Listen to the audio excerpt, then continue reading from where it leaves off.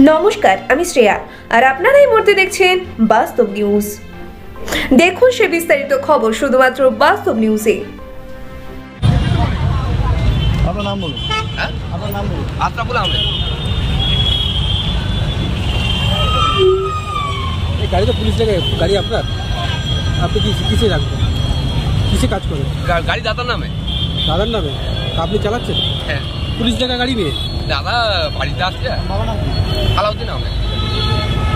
Police লেখা গাড়ি নিয়ে চালাতে পারেন? না না, চালাতে পারি না, আজকে নিয়ে এসেছি। দাদা বাড়িতে ছুটিতে আছে।